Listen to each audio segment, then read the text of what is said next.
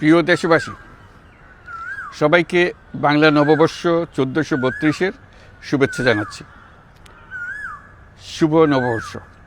পহেলা বৈশাখ আমাদের প্রাণের উৎসব, বাঙালির সার্বজনীন উৎসব। পুরো পৃথিবীতে যেখানে যেখানে বাঙালিরা আছেন, আজ আমাদের সবার আনন্দের দিন, বর্ষবরণের দিন। বাংলা সাল গণনা শুরু হয়েছিল কৃষিকাজের সুবিধার জন্য, ফসলি সন হিসেবে। এখনও এদেশের কৃষকরা বাংলা তারিখের হিসেবেই বীজ বোনেন, ফসল তোলেন। বাংলা নববর্ষের এক অবিচ্ছেদ্য অংশ হালখাতা।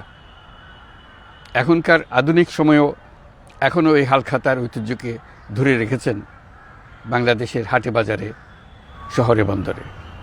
নববর্ষের বৈশাখী মেলায় বাংলাদেশের জেলায় জেলায় উদ্যোক্তারা সারা দেশে ঐতিহ্যবাহী শীতল পাটি, মাটির হাঁড়ি পাতিল, খেলনা, হাত পাখা ইত্যাদি তৈরি করে নিজেদের সৃজনশীলতাকে তুলে ধরেন এই দিনকে উপলক্ষ করে।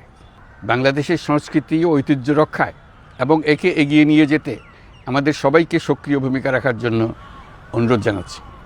আমাদের এইসব ঐতিহ্য যেন আমাদের নিজেদের মধ্যে সীমাবদ্ধ না থাকে। আমাদের সংস্কৃতি যেন আমরা ছড়িয়ে দিতে পারি বিশ্বের দরবারে। বছরের এই দিনটিতে আমরা সুযোগ পাই আমাদের সুদীর্ঘ ঐতিহ্যকে নতুনভাবে নতুন প্রজন্মের কাছে উৎসবমুখর পরিবেশে তুলে ধরতে এবং পৃথিবীর সামনে তুলে ধরতে। পাহাড় ও সমতলের বিভিন্ন জাতিগোষ্ঠীও চৈত্র সংক্রান্তি ও নববর্ষে এবার বড় পরিসরে উৎসব উদযাপন করছে। পহেলা বৈশাখ সম্প্রীতির দিন, মহামিলনের দিন, আজ সবাইকে আপন করে নেওয়ার দিন। এবারের নববর্ষ নতুন বাংলাদেশের প্রথম নববর্ষ। আসুন আমরা বিগত বছরগুলোর গ্লানি, দুঃখ, বেদনা, অসুন্দর ও অশুভকে ভুলে গিয়ে নতুন প্রত্যয়ে, নতুন উদ্যমে সামনের দিকে এগিয়ে চলুন নতুন বাংলাদেশ গড়ে তুলি। 24-এর গণ অভ্যুত্থান আমাদের সামনে বৈষম্যহীন বাংলাদেশ গড়ে তোলার সুযোগ এনে দিয়েছে। এই সুযোগ যেন আমরা না হারাই। বৈষম্যহীন বাংলাদেশ গড়াই হোক এবছর নববর্ষের আমাদের অঙ্গীকার। আমি নববর্ষের সকল আয়োজন ও উদ্যোগের সাফল্য কামনা করছি। নববর্ষ 1432 আমাদের সবার জন্য শুভদিনের সূচনা করুক।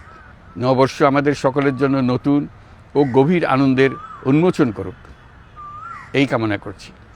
সবাইকে আবারও আমার নববর্ষের শুভেচ্ছা ও সালাম জানাচ্ছি। আসসালামু আলাইকুম। মহান আল্লাহ আমাদের সহায় হন। আল্লাহ হাফিজ।